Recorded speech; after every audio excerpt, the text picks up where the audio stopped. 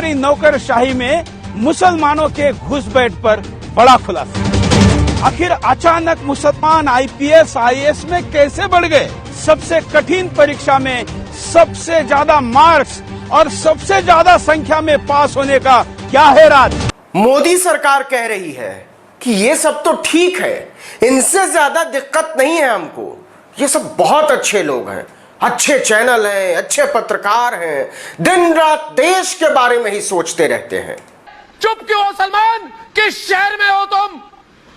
किस देश में हो तुम सलमान?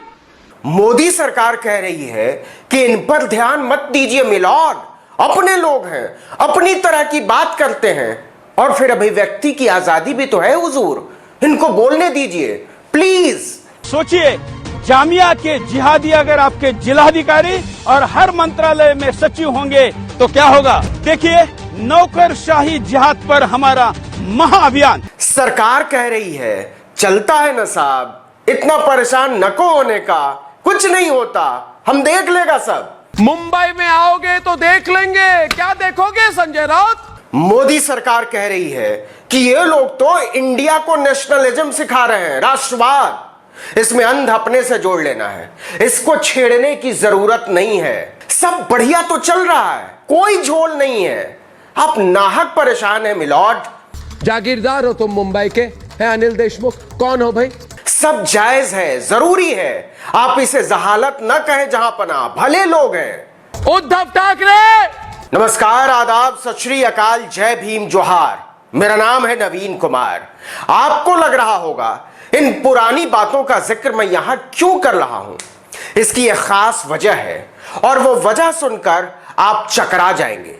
और अगर आप YouTube पर इस वीडियो को देख रहे हैं, Facebook पर देख रहे हैं, Instagram पर देख रहे हैं, Twitter पर देख रहे हैं, या अपने मोबाइल पर देख रहे हैं, तो आगे जो कहने जा रहा हूं उसे गौर से सुनिएगा।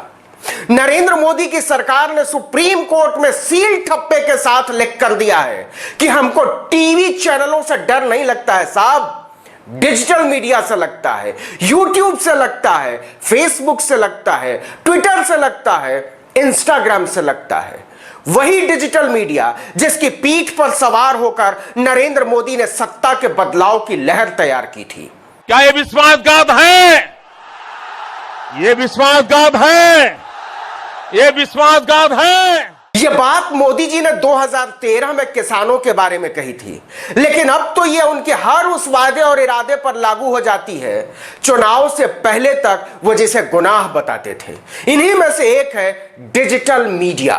इसके मतलब को समझिए, मोदी जी को टीवी चैनल से कोई दिक्कत नहीं है, वो तो उनके चरणों में पहले से झुके, फिर लेटे और फिर साष्टांग दंडवत हो गए। आपने देखा नहीं कैसे जनधन पर एंकरों और चैनलों में एक दूसरे से ज्यादा लंबवत और दंडवत साबित करने की होड़ लगी हुई थी।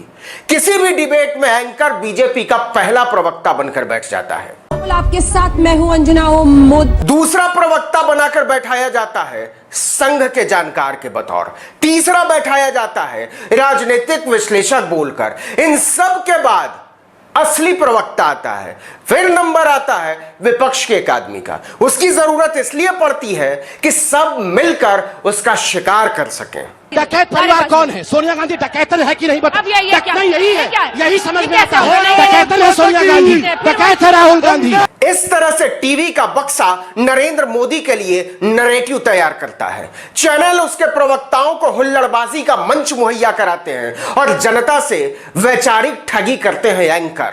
लेकिन जब कोई आदमी YouTube पर आकर बताता है कि देखो ये ठगी है, फेसबुक पर आकर कहता है कि देखो ये तमाशा तुम्हें तबाह कर देगा, तो मोदी सरकार को दिक्कत होने लगती है। वह खुद तो अपनी तरफ से इसे रोकने की पहल करती नहीं, लेकिन जब सुप्रीम कोर्ट इस पर लगाम कसने के लिए सुगबुगाता है तो कहने लगती है कि इससे कोई समस्या ही नहीं है मिलॉर्ड, समस्या तो उन लोगों से है जो भूखे पेट, नंगे पांव, बिना भविष्य की चिंता किए बगैर चिल्ला रहे हैं कि देखो 2.25 करोड़ लोग मोदी सरकार में नौकरी गंवा कर बैठे हैं, देखो जीएसटी ने कारोबारियों का चैन छीन लिया है, देखो नोटबंदी इस देश के गरीब लोगों के साथ क्रूरता थी, किसानों मजदूरों पर जुल्म था, देखो जीडीपी -24 डिग्री के पाताल लोक में घुस गई है।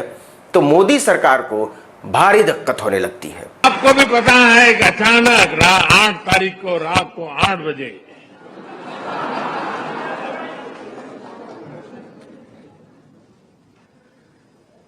$500 और 1000 की नोट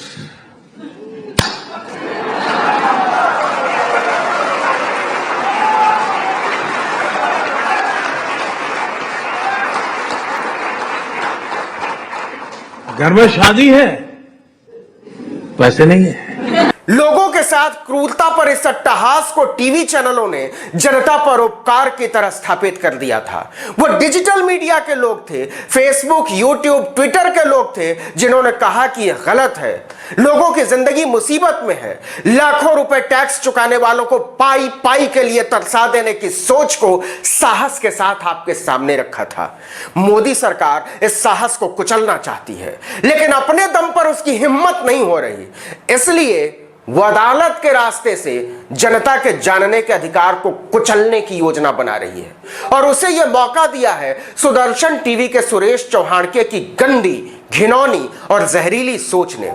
जहरीली सोच सुप्रीम कोर्ट ने कहा है। सोचिए, जामिया के जिहादी अगर आपके जिलाधिकारी और हर मंत्रालय में सचिव होंगे तो क्या होगा। इसी कार्यक्रम पर रोक लगाते हुए सुप्रीम कोर्ट ने कहा था कि हम टीवी चैनलों की अराजकता पर नजर रखने के लिए 5 सदस्यीय कमेटी बनाने के पक्ष में है।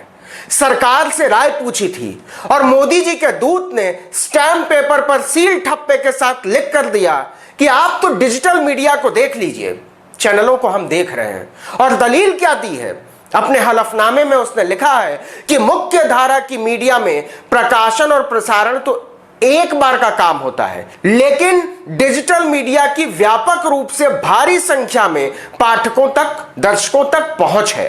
इसमें व्हाट्सएप, ट्विटर, फेसबुक जैसे कई इलेक्ट्रॉनिक माध्यमों के कारण खबर और विश्लेषण के वायरल होने की संभावना रहती है।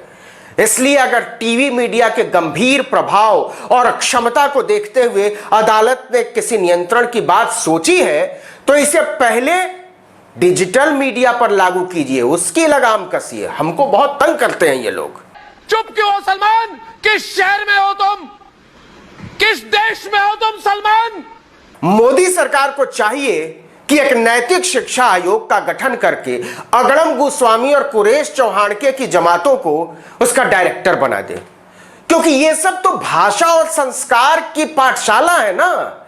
लेकिन मैं बधाई देना चाहता हूं यूट्यूब, ट्विटर, फेसबुक, इंस्टाग्राम और ऐसे तमाम माध्यमों के जरिए सीमित संसाधनों में अपनी आवाज आम जनता तक पहुंचाने की कोशिश कर रहे साथियों को कि सरकार ने मान लिया है कि मोदी सरकार के भोंपू और भांड में तब्दील हो चुके टीवी चैनलों का सरकार की नजर में ही न कोई अर्थ बचा है और न ही असर।